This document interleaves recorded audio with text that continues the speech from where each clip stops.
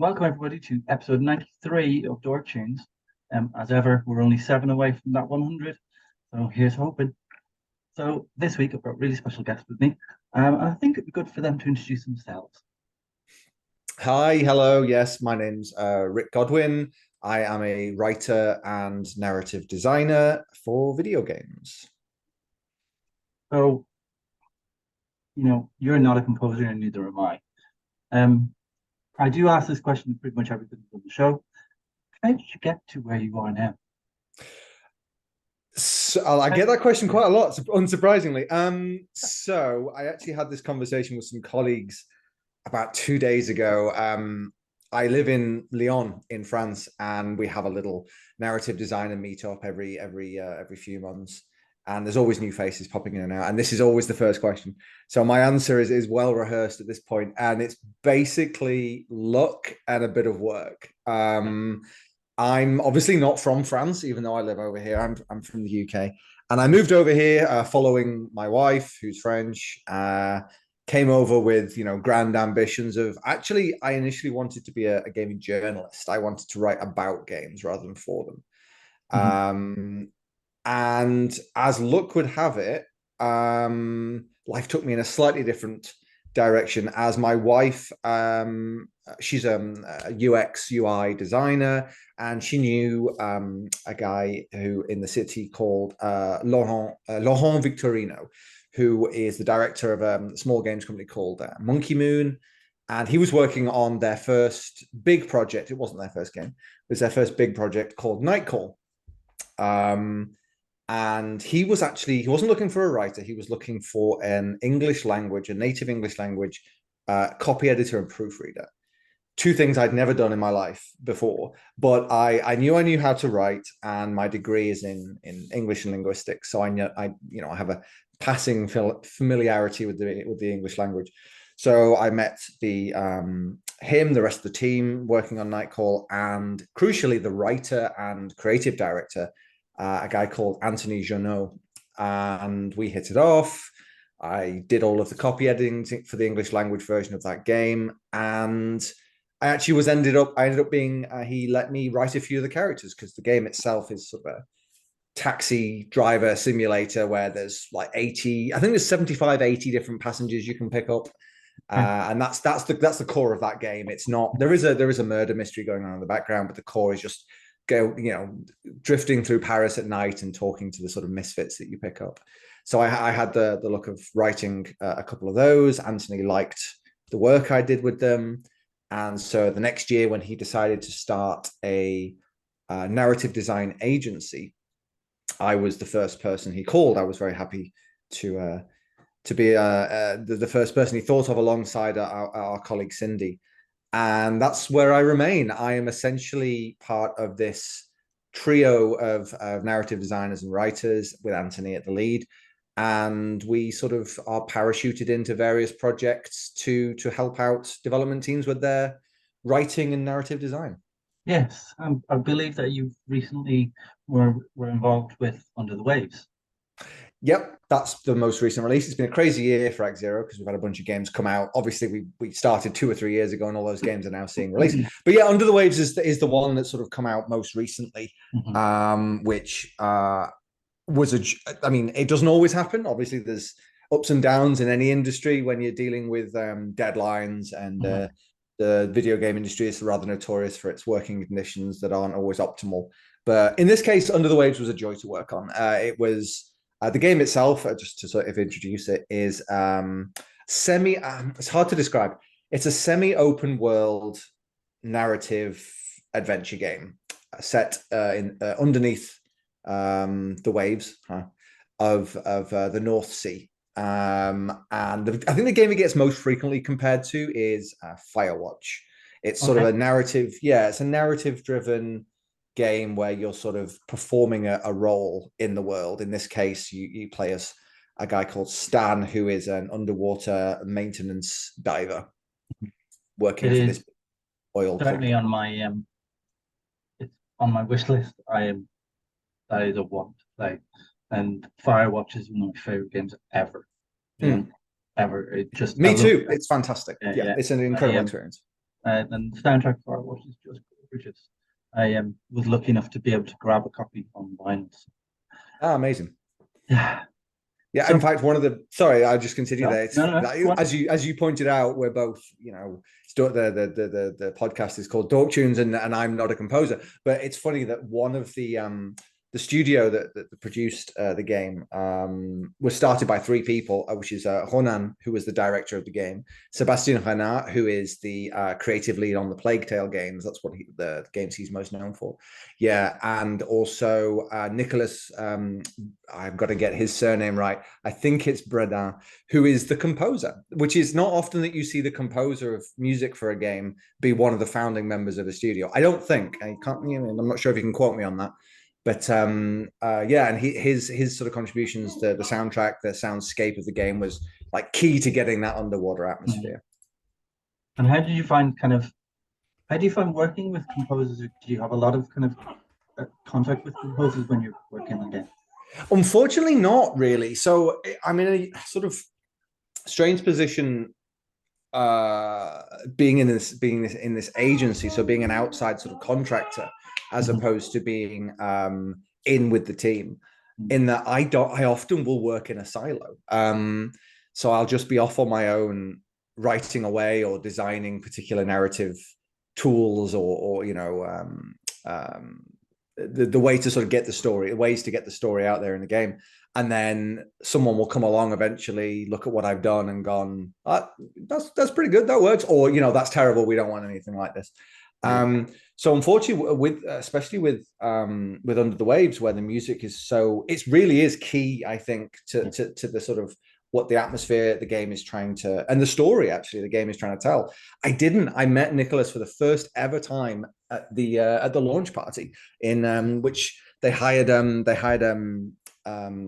Submarine. almost the next best thing. It was in Paris. The Seine is sort of lined with these houseboats, and also bar boats. A lot of them are turned into bars, and they hired one of those, and so we had a launch party for Under the Waves, sort of on the waves, which was quite nice. But that was the first time I met him. So yeah, it was a shame I didn't get to work closer with them, but yeah, his music is as much a storytelling part of the game as my words are, I think. Yeah, absolutely. I would agree with that. Having worked on games myself, I worked on Magnificent Truffle Pigs with Andrew from Thunk, who was originally from part of the Chinese room. And I remember Andrew said, "Look, can we go out for a drink? I want to speak to you about something." I was like, "Yeah, sure." Because we both live in Leeds. And so we met and he was like, "Look, I'm doing this game. I really would like you to be part of it. Be the music consultant for it."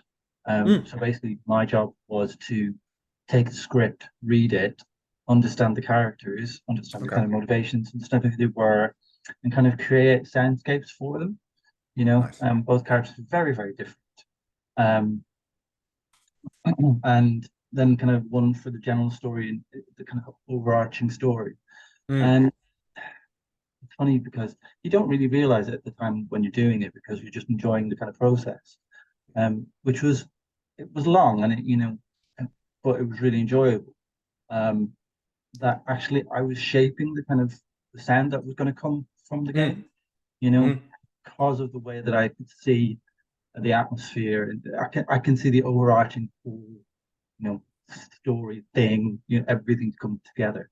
I've got a really good way of being able to see that in anything. And that comes in really handy when you're doing something like that. And then having to go away and kind of recommend people that could potentially score for the game. And it ended up, and I didn't find this out quite late in the day, which was good in a way for me, that it ended up being scored by Kevin Penkin. Oh, okay. Nice. And Kevin is a wonder. He is a machine. I think most composers are, to be brutally honest. They just never stop. But Kevin, I met him at EGX many years ago. I gave him one of my tickets actually, and because I did my first panel there. So there was me, Kevin, Joris, a few others, and having a few drinks afterwards. And he brought Lena Rain, and it was just like I'm sat there kind of going, what do I do? Well, that's funny actually because although I never got to meet her, but Lena Rain actually scored the game I did before Under the Waves, Harmony, for Oh Don't yeah, Nod. Yeah, we did it's a little visual novel for Don't Nod, which was amazing working with that team because Life is Strange is one of my all-time favorites. yeah. And Lena did the soundtrack, and genuinely one of the highlights of that process was hearing her soundtrack come in. And she said she's gone on record to say that it's the soundtrack she's most proud of. Like she was experimenting, she was pushing herself. A couple of characters, she sort of moved into areas and instruments that she wasn't usually conversant with, like sort of strings, and one is a sort of freeform jazz piece. And she'd never done that before. She'd always wanted to. And they actually had a soloist come on, a solo violinist come on to do a lot of the sort of character themes. And hearing her interpretation of the characters that we'd been writing was it's always a joy hearing the actors come out and voice the words that you'd written, but hearing the music is somehow it's more evocative in a sense. And honestly, I put my headphones on and I listened to that soundtrack. It's about 50, maybe not 50 minutes long, it's about half an hour long. And I listened to that and I was just away from the world for those sort of 30 minutes. And it's incredible. I mean, if anyone's not listened to that, I think it's on all of the streaming services, Spotify, Apple Music. It's exceptional. Like whether or not have any interest in the game, the soundtrack is worth listening to as a standalone piece completely. But it's interesting what you said about soundscapes as well, because I mean, it's a bit old hat now, but there's a thing, that thing that everything is narrative. I mean, that's what we tell ourselves as narrative designers, and sound is no different. And soundscapes, especially when it's really interesting that you mentioned that it was linked to to each character. That changes the whole vibe of the game when these characters are on screen. And again, something Lena managed to do with Harmony, and in Under the Waves, Nicholas managed to Under the Waves, without spoiling the game, it's quite a heavy game in terms of its topics. It deals with a lot of very, very sort of cases on the extremes of grief for various reasons. Yeah. I mean, I find kind of things like that really interest me. Like I played that Dragon Cancer, which is really famous. But that soundtrack is it's just phenomenal. Yeah. I can't do it. I can't play that game. I don't want to. Like, and I'm sure it's gorgeous and an incredible tribute, but I can't. Like, there are certain. I mean, I'm not going to compare Under the Waves to it because obviously that Dragon Cancer was based on a real life lived experience. Yeah, which you can't. Yeah, friends of his. Yeah, Actual friends of his. And you can't, like, there's something when that happens to you or someone you love. There's really it makes that long-standing impression. But I can't. Like, I'm glad it exists. It's one of those games that I'm extremely glad it exists. I'm glad that it got like public recognition. Yeah, exactly. But I have no desire to play that game at all. It's without question one of my top 3 soundtracks of all time. Oh, really? Okay. There's a piece on it called "Awake, Oh Awake, My Joel," and that's probably my favorite piece of all time. It's such a beautiful short piece, like 2 minutes max. But the notes, they're so like steppers. They let you breathe. They let you hear the notes. They let you hear the kind of the hope, the fear, the love, in every single note, and it just carries me away. And every time, and I get quite upset listening to it because it's so beautiful. And when I originally, I interviewed John a long time ago. When I was, there's 2 funny stories. Well, 2 stories about it. One was when I interviewed for the first time. I'll tell you about that in a second. Because of the kind of story, and it's a real life thing. And, I spent most of the interview actually on the verge of tears. Yeah. And then my partner decided, for some reason, before I got anything to do with the show and edited it, Mm. he wiped our computer completely. Oh no. Oh no. The worst possible instance of that happening. Oh my Yeah, goodness. so I had to email John and say, look, really sorry, but can you do it again?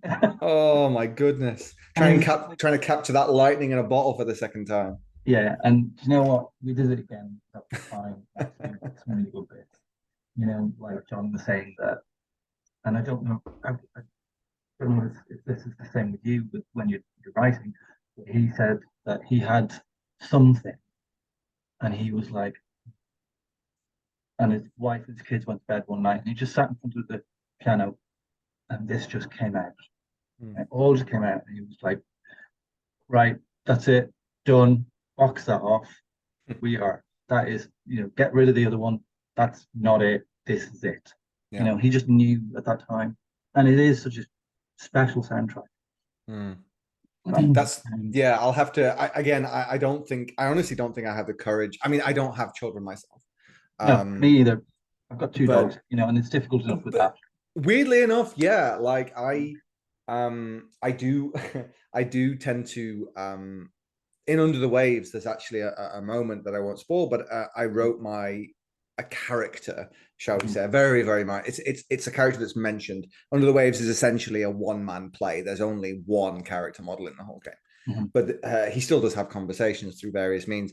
And there's one that they talk about, like letting people go, Yeah. and I included one of my pets' names in that conversation, Mhm. and it's such a silly thing, but like when you're talking about death and you link it to someone, you link it to some creature, person, whoever you know. It does help. For me, it helps inform my emotions right in the scene.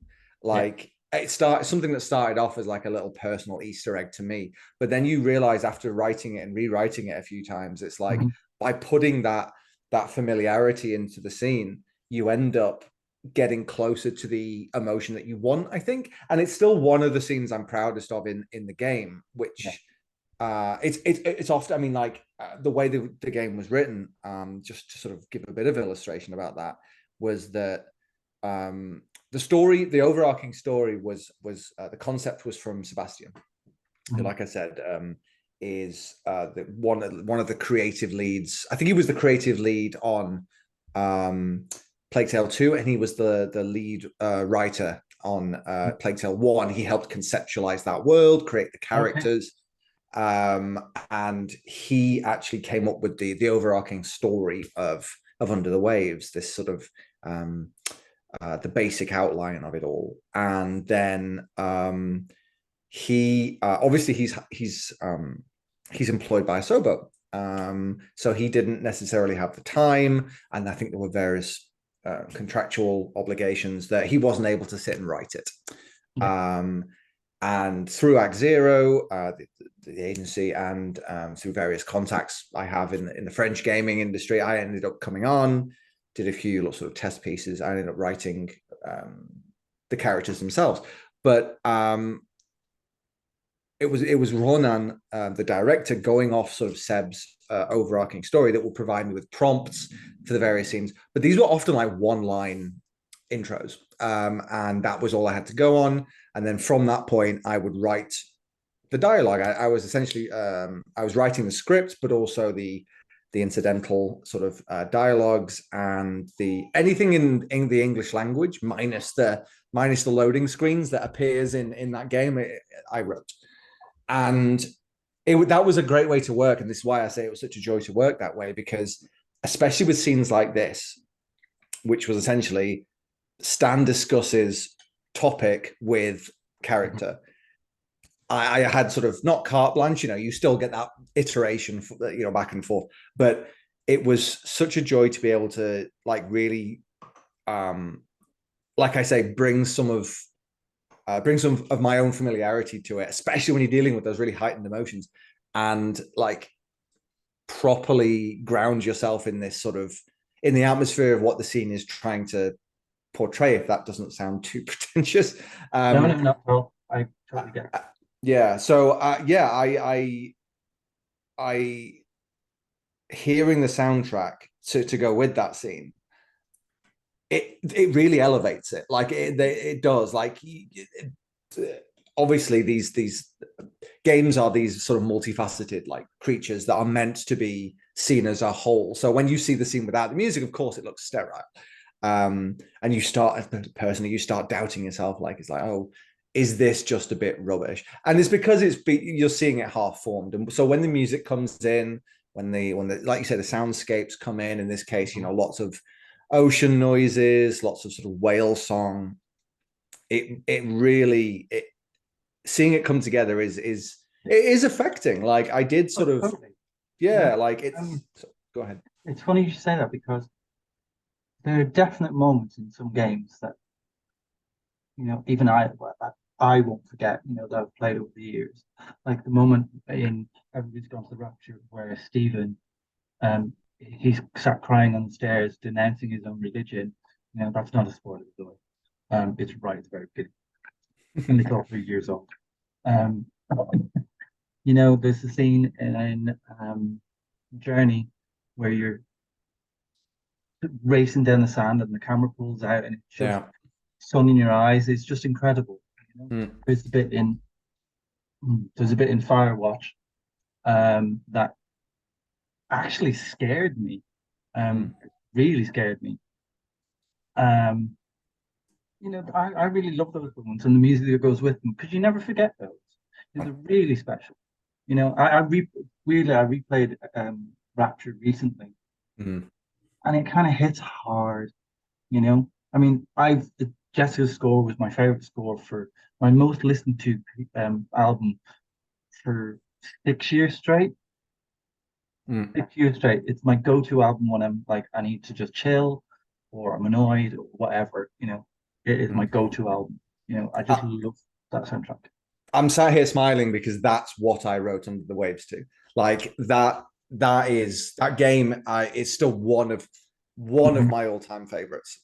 And probably the game to make me cry the most. Like at the end of every chapter, I was a mess. Like, Yeah. and the music is no small part of that. That it's so Mhm. often you hear that. Again, I like music. Mhm. Big statement. I don't know anyone who doesn't, but I am not conversant in My sister. terminology or I'm not conversant in terminology or Yeah. genres and stuff. But to me, that soundtrack, which I it felt quintessentially British because it's that sort of choral English church choir, British church choir music that Mm. you just similar to the setting of the game was completely Uh, unique at yeah, the yeah. time and now. Mhm. And that game, and then so the soundtrack is obviously extraordinary, but that game in itself was and is an all-timer for me. And Yeah. there's it's one of my favorite. It contains one of my. Can we, if we put like a spoiler warning, can we talk about a very sort of tangent? It's not a central plot moment. It's sort of a side plot moment. Can we talk about that? Of course we can. Okay, so let's just say spoilers for, like you say, however old that game is now. God, when was it? 8 years. 8 years. Oh my God. So let's say spoilers for Everybody's Gone to the Rapture. Um, so there's obviously, so the game obviously has these lights. Yeah. You're exploring this sort of deserted English, quintessentially English town, country town in sort of from the sort of mid to late 80s. It's deserted. You're wandering as an unnamed observer, um, viewing these sort of tableaus cast in light. And through each section, excuse me, you're being guided by this ball, this Right. essentially floating globe of light that as it gets close to you, sort of, you can hear snippets of garbled dialogue, Mhm. and each chapter is named after a character Mhm. in this sort of radio play that you're walking through. And I'm going to forget the names, but I remember being very affected by the fact that each light has its own personality without any sort of overt characterization. The first one, who is again, I can't remember. I know there's one of the lights is representing sort of old curmudgeonly character, so it's slower. It doesn't flit around very much. It says almost nothing. And then there's another one play like that's that sort of embodies the town gossip, which is constantly bouncing around and constantly speaking. And there's one moment where this obviously is a story about a prodigal son returning to this town with his American, crucially Black American wife, who's facing small town British racism from the 80s. And this character himself is finding himself sort of becoming colder towards his wife and gravitating towards his childhood sweetheart, and they end up having an affair. And there's something that's always like whenever the sort of the sweetheart ends up in the story, there's this like they're speaking around something. You never quite know what it is. And then you finally get to her chapter, and her orb appears. I'm probably gonna start cracking up even talking about it. And around her glow is another tiny little orb, like orbiting it like a moon. And I had to put the controller down and leave the room. Yeah. It took me a while to figure that out. I remember. Yeah, man. Go ahead. No. When it was just about to be released, about 6 weeks before, I tell this story all the time, but it's it's very important. This piece. Jess sent me the soundtrack, and Amazing. 2 pieces of music made me cry. I pretty much can guarantee you know which ones they are. The train station, and then at the holiday home. Those 2 moments, and I'd not even played the game, and then when I played the game and realized that what those pieces were, and they slot together, it's just incredible. It's insane. Like it's the narrative. It's one of those games that is you can't quite believe it got made. Like I don't know. Like the video games industry, unfortunately, especially now, as we've seen over the past few weeks, even with returning Embracer layoffs and budgets crunching and lots of people being made redundant, it's a risk-averse industry. Increasingly, we are losing this mid-tier developer, the AA game, and that's where obviously in indie games are where a lot of the experimentation happens, but at scale that tended to happen in these mid-tier games. A lot of people call them like 360 PlayStation 3 sort of period games. And games like Everybody's Gone to the Rapture, they're a miracle because I don't understand how. I want to see that pitch deck. I want to see the document that they provided to Sony. I think it was Sony. It was to say like we are going to make essentially a guided radio play about a small British town in the 1980s, and like the themes of isolation, religion, racism, and we're not going to have any characters in it, and you can't run, and you will go through this extremely slowly. Don't drive, bloody no. Right. And it's the fact that not only was it funded, but it was funded to a level where at the time and even now that game is graphically impressive. It's a fantastic rendition of this tiny town, and the soundtrack is this soaring, glorious thing with like full choirs and complete orchestration, and the money is on display from the very start. And it was recorded in Air Studios. Right. And it just makes me wonder how that game would not exist today, for example. I don't think. I mean, correct me if I'm wrong, but the Chinese room are now doing Vampire Bloodlines, right? I think they were announced as so, and I'm glad. I can't think of any other developer who would be on that game that would make me more excited about it. But they are still like this company that came from a game like Dear Esther and sort of also almost experimental. I mean, that was the game that coined the phrase walking simulator, right? And that trajectory is very interesting when viewed in the sort of context of the game industry, because they've gone from these sort of, it was a Half-Life mod originally, right? Yeah. And then they've gone from that. They produced it into a full-blown game, and they made these. They made an amnesia game. These sort of off-kilter, slightly odd games, and now they've sort of moved. I don't want to say mainstream because I think Bloodlines is still slightly off that, but the fact that even the Chinese room have moved towards that style of sort of more commercially appealable, commercially viable games. Mhm. It makes me sad that like games like Everybody's Gone to the Rapture, I personally, I don't know, but I don't think that would get funded today. It's funny when you say about what it's about. I never really, you don't really think about it. It just because you love it, you know, it's been out for a long time, and you play it, you know, you revisit it and stuff. And Mm. I've seen definitely different things this time around than I did the first time. Oh, 100%. And it's really, really interesting, you know. And I've missed bits. I know I've missed bits because I was like, where's the conversation I had in this place? And I'm like, why didn't I go there? Because of, you know, but anyway, yeah, but that's the thing. The curse of being a narrative designer, never being able to play a game without actually like just on the spot and analyzing how they're doing everything. Yeah. I know, and that's exactly the same with composers. It's very, very difficult for them to kind of sit and play and listen to a game and not be kind of like, oh, okay, I hear this there, I hear this there, you know. I see what they did there. Yeah. Yeah. You know, I'm quite lucky in a, you know, in a way that I've been doing this for nearly 100 shows. It's been 12, 13 years in various different guises, and the experiences that it's afforded me, you know, I never even thought of. You know, I'm amazingly good friends with people I never thought I would be. And it's afforded me experiences like going to see Ori being made at Air Studios. Yeah, that sounds amazing. I've seen the photos from that session that you posted up. It looks incredible. Yeah, it really was. It was just phenomenal. So yeah. And on, you know, and long may it continue because, you know, I love what I do with this, and it's not because I do it for money.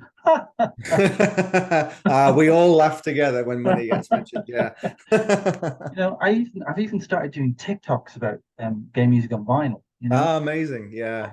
I see. I feel TikTok has passed me by somewhat, but maybe I'll need to check it out. But honestly, I love it. Yeah. But no, like yeah, please.